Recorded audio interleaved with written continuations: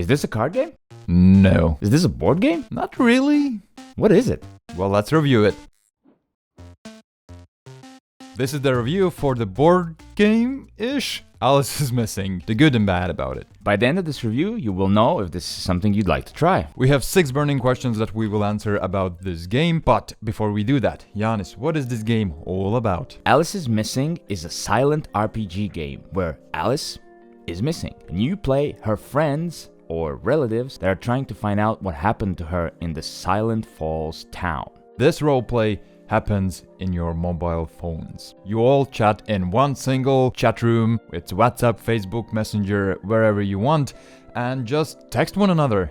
Where is she? Have you seen her? Is she okay? You don't know, but you can find out by role-playing. So you don't talk at all? You don't talk at all. Well, that's what silent RPG means. To play, you will need this box, and you will need to print out couple of things. Also, obviously, everyone needs a phone, and you do need a computer of some sort. First, you all will create a world together. You will describe your character. The cards will help you with that. They will push you in the direction, but it's still up to you. Once you've created this world, you will prepare a drink and get ready for the game. And then you start the timer. You start chatting away, just pretending you're these persons that you just created, talk with each other and try to find Alice. The things that guide you are these locations and characters that you mentioned, as well as when the timer hits a specific time, you turn around cards that I'm not gonna spoil to you, which give you information that helps you find Alice. That really gives a twist to the story. And for 90 minutes, it will be perfectly quiet until the time runs out, and you will discuss what happened. You will find a lot more information about this game in this video, so we just have to move on to the first question. Who would you buy it for? Ready? Yes, 3, I am ready. 2, 1, let's go. Creatives that are okay with murder.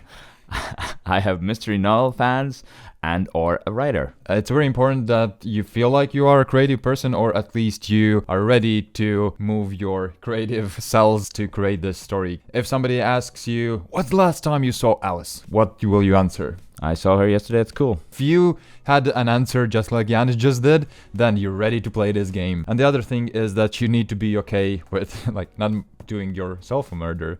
Please don't. But you have to be okay with this theme. It's not necessarily a murder. Maybe Alice is absolutely fine, but there might be really, really dark things happening here as well. It depends on your group. It depends on cards you bring up. If you're not comfortable with certain subjects or themes, you can definitely discuss that beforehand before start playing and avoid those at all costs. So it's not like, oh man, I don't like gory scenes, it's probably not for me. No, you can play that way that there's not going to be any. They're very thoughtful here in the rules where they describe everything you should discuss before you play. That's why I said mystery novels, because there's going to be a mystery, and it's usually a dark mystery. It's not a happy, lucky mystery. Are there happy, lucky mysteries? You can find the leprechaun under the rainbow, for example. Okay. None of that here. None of that here. So it can be funny at sometimes, but mostly it's going to be this dark teenage thing. And why I wrote down writer, in this game, it's really hard to take a backseat. Dungeons & Dragons or RPGs where you have dice, if you don't like role-playing that much, you can still enjoy that type of RPG because you can join the fights. But here, it's very hard and I'd say impossible to take a backseat. It will take away from the whole experience for everybody who's playing.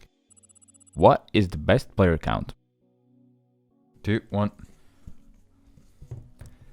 In this game, I feel the more people you have, the more people can, add things to the whole story. For example, I don't have anything to say, or Giannis doesn't have anything to say, then the third or the fourth or the fifth person can add something. But then again, with 5, it might be a bit overwhelming. Not only you chat in this one whole chat room that you have, you can also chat directly, like message directly with other players. So if you have like 5 and suddenly everyone wants to talk to you, it might be a bit overwhelming. Actually, I'm changing it. There we go. It's 4. What is the best thing about this game? 3, 2, 1.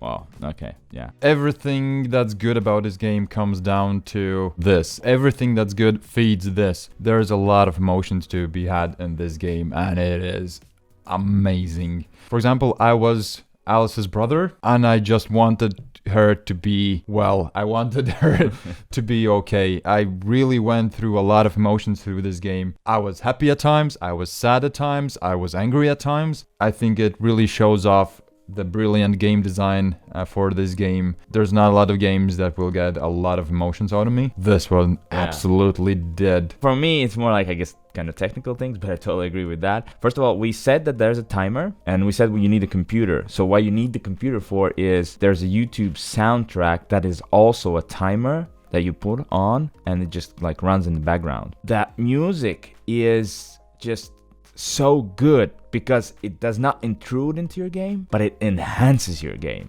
If you can, when playing this, try to get like an area that is off from like outside, where no kids are running around, or somebody's not watching the TV, or there's no construction happening in the backyard or something, because I think it will add to the experience. Next one is artwork. You'd say, whoa, you're just chatting, what kind of artwork? What do you mean? There is art on the cards, and to be honest, the first thing that got me interested into this game was the cover. When I saw it, I saw the cover, I saw the name, I was like, I'm getting serious. Like, I don't know if you've played, but there's this game Life is Strange, which I really recommend if you haven't. I got those vibes from it, and I thought, man, this looks spooky and mysterious and awesome. I want to know what that game is, and I'm glad we found out. And the last thing is the way of playing. So please do name me when's the last time you played a board game where you didn't say anything throughout 90 minutes. None. Never. So, I mean, that's so unique. When I started reading rules, I was like, wow, this is so cool. And it works. The best thing is it's not just a gimmick or anything. It's a different platform where you play totally differently. People who are a bit more shy can absolutely play this game. You feel much safer, so you're ready to let go a lot more. I didn't need to think about, how do I look? Is it too much? No, I felt like this is completely fine, and it was experience like none other. What is the worst thing about this game? 3, 2, 1. I have 3 things. You can replay this game basically however many times you want. The one tricky part is that the game itself suggests that you shouldn't play it with the same people again. Maybe the previous ones will affect your, this game. You definitely don't want to play it back to back. Just give it time to settle down. Settle down, yeah. But I'd say after a while you can still try with the same group. This is a niche game, meaning it's a role-play game. You have to be imaginative, as we talked before. You have to understand what this is and if you would enjoy it. And the third thing is printing, which is also a good thing and a bad thing at the same time. This box is really small, so you can take it wherever, and it's probably cheaper that way because you can print it, as well as maybe you can easily get like extra things for it. It's also a bit tricky. If you don't have a printer, you have to plan ahead. The rulebook says you need to print out 3 things. Print out the missing posters. What is it? Character sheet? Character. Basically, it's character sheet for notes. And then you have to print out the game guide, which is like a rules reference. We used the rules reference 0 times. We could have done without this. The note thing is, it kind of helps because it lists down all the places, all the players' characters, and all the other characters that are in the city. But you can also write them down yourself. So I'd say it's a bit of a hassle, but you might play without the printer. Well, the only thing I want to add is it's the gameplay. For example, my wife did not like this game, and she said she would never play this again. She just was not comfortable with the whole situation and pretending you're somebody else. It's best to know what your players are, capable or want to do before starting to play. Yeah, actually I was surprised because she said she didn't like it at the end, and I thought, basing on her text and everything she wrote, I thought, oh, okay, maybe she does enjoy this, and it's happening. And then she said, no, I didn't enjoy it. I'm like, oh, okay. She's really good at pretending. What else is she pretending about? I gotta go home. What's the best alternative? 3, 2, 1.